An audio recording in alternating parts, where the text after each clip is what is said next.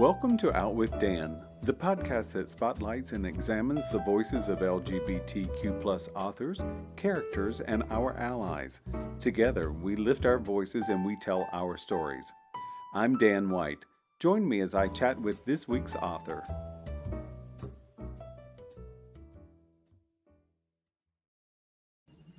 Hello and welcome back to Out with Dan. Today is a special Nonfiction Friday, and I'm going to be talking to Greg Bourke about his book, Gay, Catholic, and American, and I want to set up how I met Greg. So I met Greg at the 2023 Louisville Book Festival, where he was an author and exhibitor, and he had a big poster behind him announcing his book. And I've told Greg this story that it took me a minute to get up the courage to go and speak with him because I really wasn't sure where he would fall on any of these subjects. So now I'm going to get a chance to ask him. Welcome, Greg Bourke. Well, thank you, Dan. It's a pleasure to be here. I'm so glad you invited me today. So this book, again, it's Gay, Catholic, and American. I stepped up to Greg and I thought I had my cool game on, and I nervously asked him if he was still Catholic. So let's talk about the Catholicism portion of your life. So you are still Catholic, is that correct? That's absolutely correct. I'm one of those people they call a cradle Catholic. I was born that way. Never left the church, been practicing for my entire life. It's been, difficult at times, obviously. I came out in 1976 when I was 19. So that was probably some of the roughest times I had in terms of kind of keeping my faith. And but I've always been able to manage that and to stay true to it. So yeah, absolutely, I'm still practicing and intend to be for a very long time, Lord willing. Well, that's right, God willing. So I applaud you. And when we talked in Louisville, that was one of the things that I was interested in. Everyone has a different feeling about religion and spirituality and where they fit into those lanes. And I grew up as a Free Will Baptist, and I would not say it's the most accepting religion, but I learned a lot of great things growing up that way that I use in all the way through today. So talk a little bit about your experience of growing up Catholic and what it has meant to you. I had a pretty common existence, I think, as a child. I was born into an Irish Catholic family. They are very, very common and prominent down here in the Midwest. And so, I went to Catholic schools. My three brothers and I have three brothers. We all went to the same school.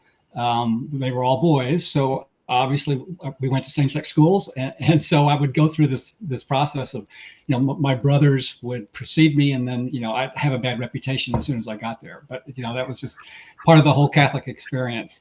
We went to church every weekend. My parents and my brothers and I, we were one of those families that would go pick up grandparents and take them to church on Sunday. And then after that, we'd go to the Catholic cemetery and, visit the relatives who'd passed. So it was that kind of a, idyllic, I think, Catholic childhood.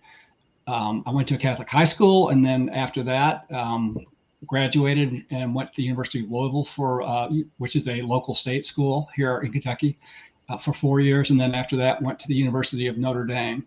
So, I always kept that, kind of Catholic identity, always practiced, continued to go back and to worship with my family whenever I could. The reason I ask about this is because it was interesting. So your husband, Michael de Leon, is also Catholic, and that figured into your life when the two of you met. Tell me how you met him, and then how your faith interacted between the two of you. Well, it's a very romantic story. We met at a gay bar in Lexington. We were both students at the University of Kentucky, and this was 1982. So there was exactly one place in town where, gay folks could actually meet and hang out that was safe. So we met at the bar in Lexington, and it turned out it was really kind of a coincidence. After we met, we realized that we lived 3 doors apart on the same street, close to campus. So, it made things quite easy to progress from that point on. But, we met at a bar. It was one of those situations where I feel like we clicked right away, and we were hanging out constantly. Interestingly, one of the first things we did, although we met in a gay bar, within a couple of weeks, we had started going to church together on Sundays. There's a Catholic church in downtown Lexington, Kentucky, St. Paul's, that interestingly now has a very active LGBTQ ministry, one of only a couple in the state of Kentucky. But we met and we started going to church together in 1982, and we have continued to go to church together regularly since 1982. It's been extremely important to us. I think it's helped us a lot in our relationship. That was one more thing that we were able to share, and it wasn't something that we had to differ on in terms of coming from different religious backgrounds and then having to work that out. Because I think a lot of times couples do struggle with that. But we were very much in sync, and I come from a Catholic family. As I said, Michael comes from a very strong Catholic Hispanic family, and we just managed to work our faith right into our everyday lives, which was really unusual and uncommon for 1982 and beyond. But that's worked. And it has worked beautifully, and that's one of the nice things that sets up a lot of the rest of the book. I do want to compliment you, though, because I think that anytime I meet people who have been in a long-term relationship, I'm always in awe of it and very happy for it, especially if people are on the LGBTQ plus spectrum, because we have a whole bunch of different things to navigate. And when I nervously ask you in Louisville if you were still Catholic, a great deal of that is because, as I said earlier, I wasn't sure where you would fall on I'm happily Catholic, I hated being Catholic, or somewhere in between. And it's really nice to see a story that highlights the fact that here are two people who've come together, that their faith made them stronger together. And that's a really great thing. Right. Well, I don't want to sugarcoat it. It hasn't been easy. It's been quite difficult. The Catholic churches and individual people in the Catholic Church have made it difficult for me and for us at times. And in addition to some of the things we talked about, I think this, we have 2 adopted children, and we raised our children Catholic, sent them to Catholic schools. And so we had to navigate, all of those waters as openly gay Catholics, as parents, as our kids went through Catholic school too. So it added a whole extra layer of complexity. And there were some difficult times, but we always felt like, given our backgrounds and our families, that your faith is one of the most, if not the most important thing in your life. And so it's like you have to keep working on that, even when it's difficult, even when you have challenges. It's like you don't walk away from your faith. And so I've tried to not do that, and I think I've done my best. And Michael has done the same, and it's remarkable that we've been able to do that together. And you've worked within the system. So many systems are broken or have issues or complexities, but you've worked within the system rather than going on the outside and trying to work on it from the outside. You've chosen to stay in, and to me, that's important. So some people will know because they have heard me on another podcast that I'm involved with, Queer Magnolias podcast. And there, of the 4 of us, I'm the only one who grew up in a religious environment or a continual religious environment. And I don't besmirch it. I mean, it has its issues, but as I said, I came away with a lot of good things from it that I like to keep. And my family is by far extraordinarily religious and on the very conservative side, but they love and support me. That becomes an added layer of comfort for me. I know we differ in opinions, but I still have that comfort of being accepted, which is important to me. Some people don't care. I care. So that's why I applaud that. So I know it can't have always been easy. and I will say, and you just referenced this, it's like one of the things that really helped Michael and me in our relationship over 41 years, almost 42 years together, is that our families were so welcoming and accepting from the start. So you got to think about that, back in the early 1980s, where we had 2 Catholic families, and all of a sudden they have gay sons and they're involved in a relationship, and our families were inclusive even then. Now, I mean, I know the church has evolved a lot since the 80s, but to get that kind of support in an early stage in our relationship and then to sustain it over the years, I mean, that helped us so much. And I know not everybody gets that, but I just figured that's one of the many blessings that God gave me in this life. Well, and it's nice to have someone highlight that because we see that a lot of people have suffered at the hands of religion, but not everyone has. And to have someone highlight it, and as you said, it won't always easy, but that's The- you get to pick and choose sometimes the good times. So that's Right, right. important. Yeah, I don't know if I mentioned this to you before, but while we were at that book festival, and this happens to me a lot, I spent more time talking to people who were, estranged Catholics, or people who've stepped away from the faith. Some of them were part of the LGBTQ community, and some were not. Some were just, estranged Catholics, and so many people have a lot of issues with the Catholic Church, and I get that. It's not just the queer issue; it's like the issue with women in leadership over the sexual abuse scandal. There are so many reasons why people have left the church, and I can tell you they're all that. And I support anyone who feels that way 100%. It's just that I never got into one of those positions where I felt like I had to walk away or that I needed to walk away for a very specific reason. Instead, I always, and Michael and I both, have always had this more compelling reason that if something's wrong, then we need to stay and do what we can, to advocate to improve it.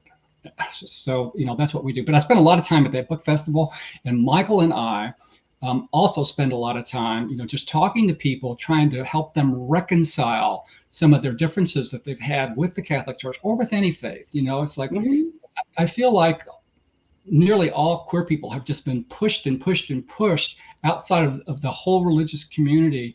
And so what we really need to do is start, pushing our way back in, because there has to be a place for us there. I mean, if it's not there, we need to make it. And I know things have changed so much in the last, 10 to 20 years, and there are so many great welcoming communities now. But what I really want to see over the coming years, and what few I have left, would be to see queer people starting to come back to the churches, and be present and visible and engage and just be part of the communities. I agree, and I think ever how you express your spirituality.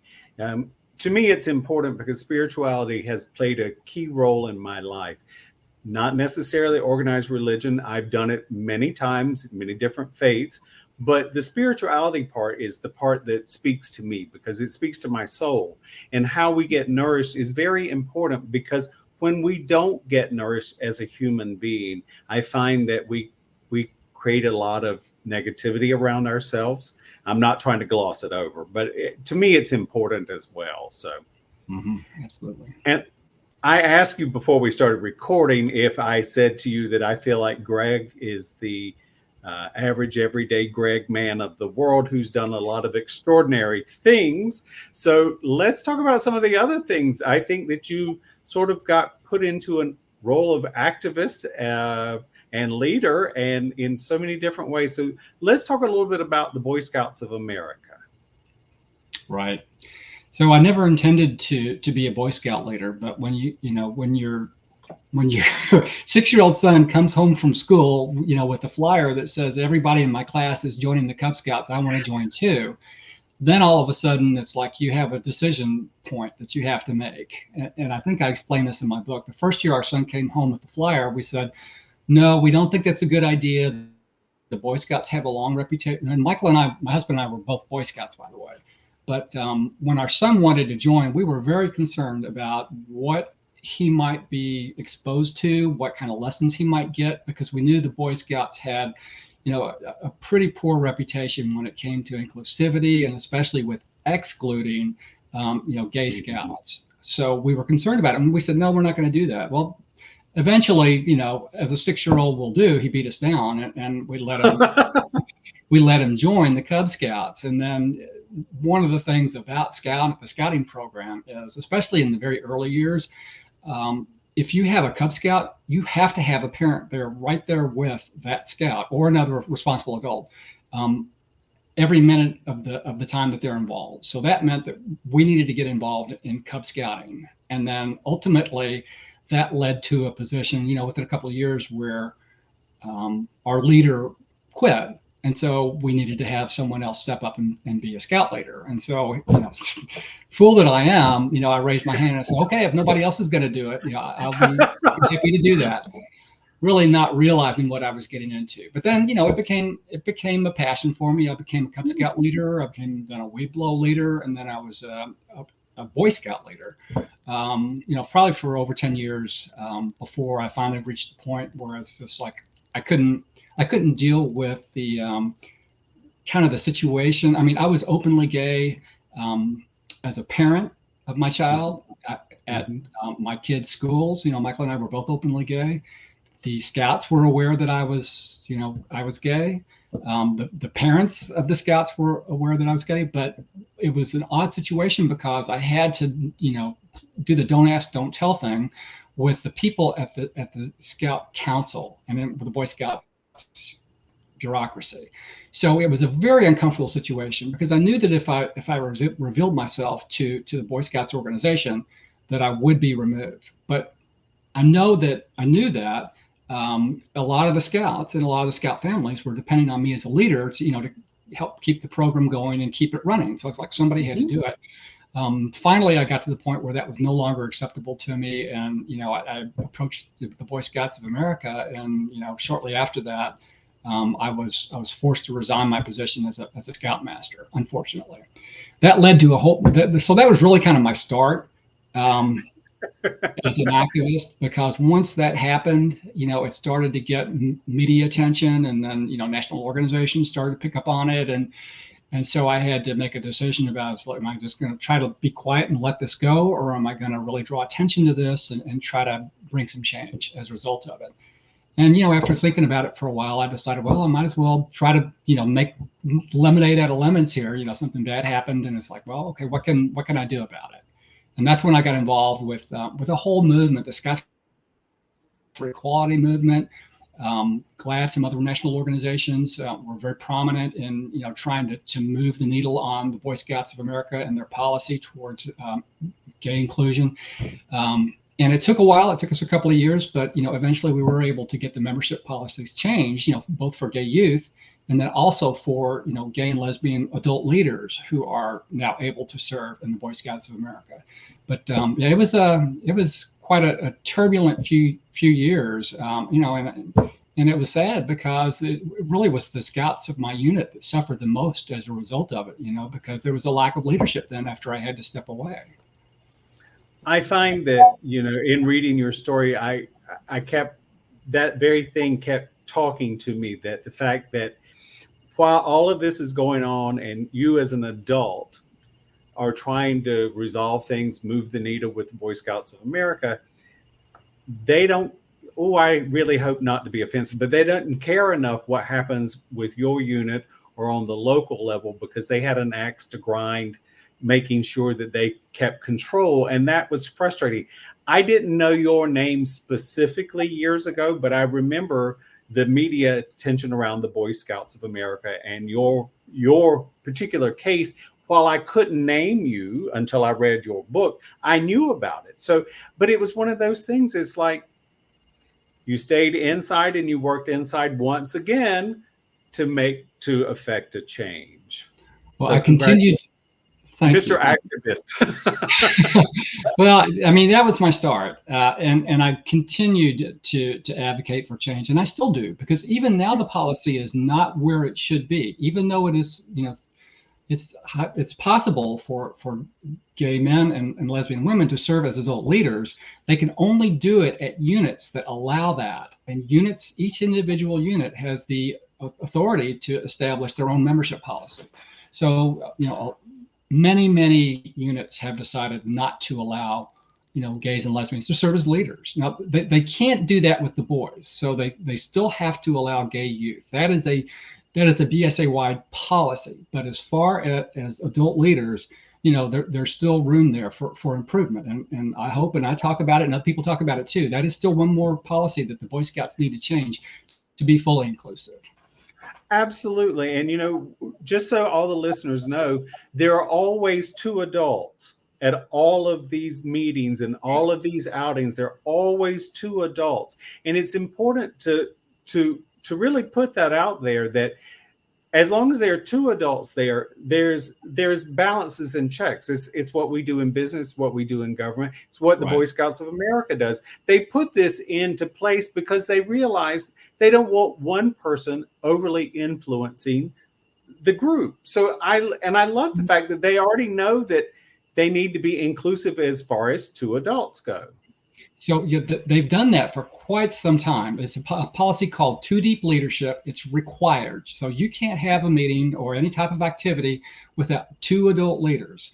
It has to be. And there's also the other caveat of no one-on-one contact. So that means like no one, okay, the meeting's over, I'm going to drive this boy home, or I'm going to wait until the parent comes. It's always too deep leadership. And that is to protect not just the scouts, but to protect the adults. So I was always incredibly, stringent about that, because I knew that I was in a particularly vulnerable situation. If anybody wanted to ever, try to make any claims, it's like I needed to protect myself and make sure that I always had another adult with me when I was in the presence of scouts. So, it's for the benefit of the scouts as well as the adults. Absolutely. It's a great requirement. I mean, it's really, really a great requirement. Then that leads into sort of yet another caveat of your life, which is you and Michael, was it you sued the state of Ohio to recognize your marriage? Is that correct? Of Kentucky, right? State of Kentucky. Kentucky, not Ohio. Sorry. Well, it's close. It's just over the river, but it's not far away. It really came about in kind of a peculiar way. So first of all, I should point out that Michael and I got legally married in Ontario, Canada in 2004. So, from 2004 to 2012, when we filed our lawsuit, our marriage was not legally recognized in the Commonwealth of Kentucky. But what was happening was just after the Windsor decision at the Supreme Court, U.S. Supreme Court, and then the Prop 8 decision, they were announced at the same time, a door suddenly came open where a lot of people started, looking at states that had bans and prohibitions. And in the state of Kentucky, we had a constitutional amendment that banned same-sex marriage. And we looked at that, and based on what we saw, we thought there was a legitimate challenge that the state of Kentucky should have to recognize our legal marriage from Canada. So, it wasn't our idea. There were a couple of attorneys here in town who put out feelers all over town. They wanted to bring a case forward to challenge Kentucky's constitutional amendment. These two attorneys, they worked it. They talked, they went through all the channels with the LGBT organization and some of the employer groups, and nobody really wanted to get involved, or very few people did. Mm-hmm. So it took a while. And so Michael and I, we were approached and we said, well, we're not sure we want to do this, but, we'll think about it for a while. And we waited and then, nobody else stepped up. So that's when we said, well, okay, if nobody else is going to do it, then I suppose that, we'll have to take this on. But I can't say that we were originally very enthusiastic about it, nor did we ever dream that we would be part of a Supreme Court case. I'll tell you honestly, I was at that point quite ignorant about the way the cases even moved through the courts and how they went through the federal system. I got schooled very quickly, but we never thought when we filed that lawsuit that we were going to end up in the United States Supreme Court, having our case argued in front of those justices. And then, we would actually get a positive ruling. We were just suing for recognition in the state of Kentucky. I mean, that's all we wanted. It turned out it led to something much bigger than that. So will you share with the listeners what was the impetus? I'm going to sort of do it in advance. So you didn't have all of the rights to your adoptive children that Michael had. And here's my estimation, your marriage was 100% legitimate, period, end of story. So should your adoptive rights have been as well. But you didn't have that ability. One of you was technically the parent, and you, Greg, had no legitimate right to your children should something happen to Michael. Is that correct? That is correct. So let me explain, kind of the catch-22 situation that we were in. When we adopted our two children, the Commonwealth of Kentucky will not allow two unmarried people to co-adopt and be listed on the birth certificate. So because we weren't recognized as married, although we were legally married in Canada, the state of Kentucky didn't recognize that marriage, and they said, well, you can't both be, adoptive parents. So only one of us could do that. So in our case, Michael became the adoptive parent for our two children, and we did that because he had a really rich adoption benefit through his employer, General Electric.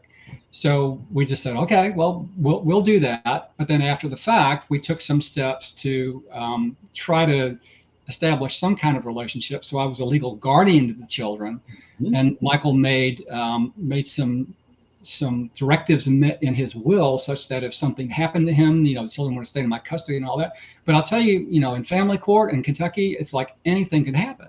And there was no guarantee that if something had happened to Michael for all those years that I was raising those kids as a parent, if something happened to him, there was no guarantee that the Kentucky Commonwealth Kentucky Family Court was going to let me keep those kids. So it was really kind of a difficult situation. And I'll tell you, we weren't the only ones. There were quite a few other families like ours, even in Kentucky, where there were adoptive families and then people that had kids and then subsequently got involved in relationships.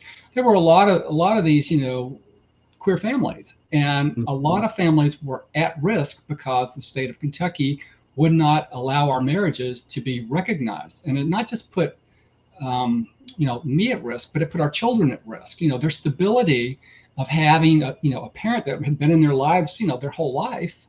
It would have been possible to have those children taken away from me.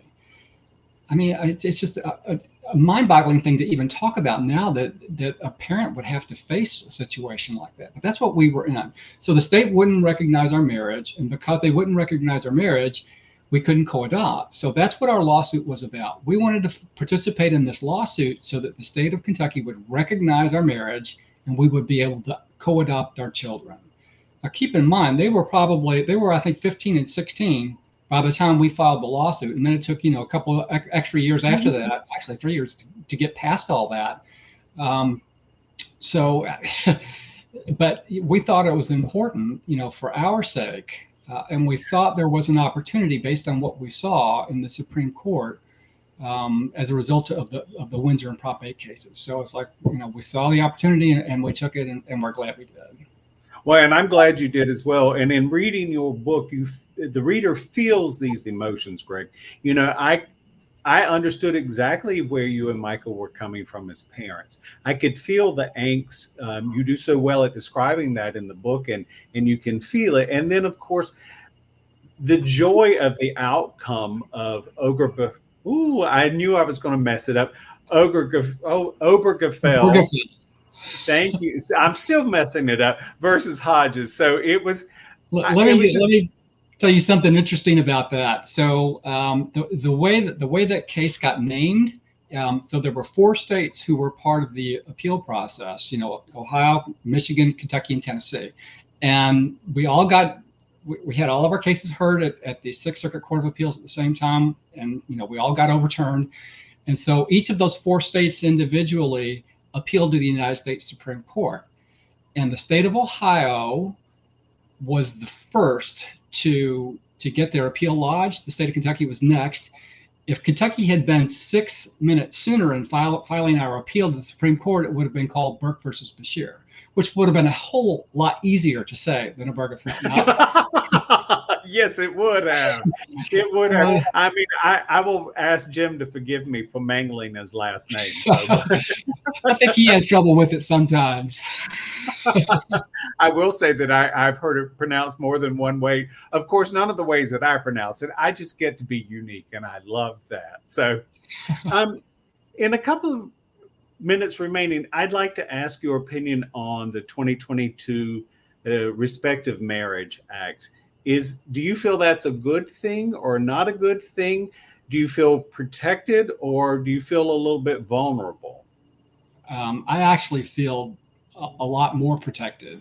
And I know there were some different opinions on that. But I do feel like it was good to codify that. I mean, I do also recognize that same-sex marriage rights are at risk now, especially in light of the Dobbs decision. If the Supreme Court decided to take up a challenge, it's unclear what might happen as a result of that. I do take comfort in the fact, and a lot of people have asked about, well, what about Justice Thomas's remarks and his call that, perhaps it should be revisited again. And my response to that was, well, when he issued that opinion, no other justice joined him in that. So I think there's a lot more respect, perhaps, or maybe some more respect for same-sex marriage rights, that perhaps they're not as at risk as far as the Supreme Court is concerned. So I take some comfort in that. But anything can happen. If you'd asked me 10 years ago if I thought Roe v. Wade was going to get overturned, I would have said absolutely not. 5% or less chance, and here we are. So I don't know what's going to happen. I do feel a little more comfortable now that we have the Respect for Marriage Act. And I'm hopeful things are going to continue to kind of solidify around same-sex marriage. It does seem to get more and more, mainstream as time goes by, and I'm hopeful that continues. Now, I'm surprised we haven't talked about it yet. What about the good news yesterday from the Vatican? The Vatican announced that priests are now able to bless same-sex marriages, which is, a huge leap forward. It is a huge leap forward. It's not perfect, but it's moving us in the right direction. Right, and it gives me a lot of hope. It's I love hearing the hope. I do. I love it because I'm talking to other people, and I'm seeing on social media people saying, "Well, it's that whole skim milk thing. It's, it's not the real thing. It's second class. It's whatever." But it's like, I can't help celebrating it. I mean, I think I've been waiting for something like this to happen for so long out of the Vatican, and it just has not been there. We've gotten little glimpses from the Pope over the last 10 years.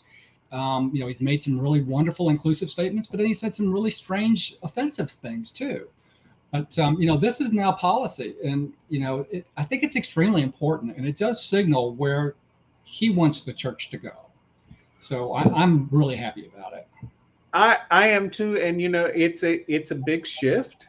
It's something that now all of the Catholics of the world have to be including this, because this is now, do you call it the law, or it's come down from the high up. I mean, it's such a wonderful thing. We're moving in the right direction. We still have a ways to go, but any step in the right direction, I'm all for it.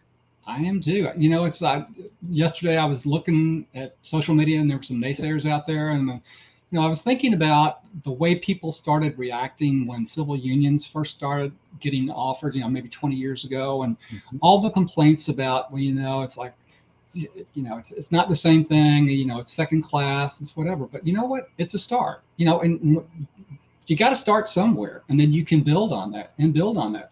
I've seen a lot of great changes in the Catholic Church, and especially in the last 10 years. There have been ministries that have been launched at Catholic parishes.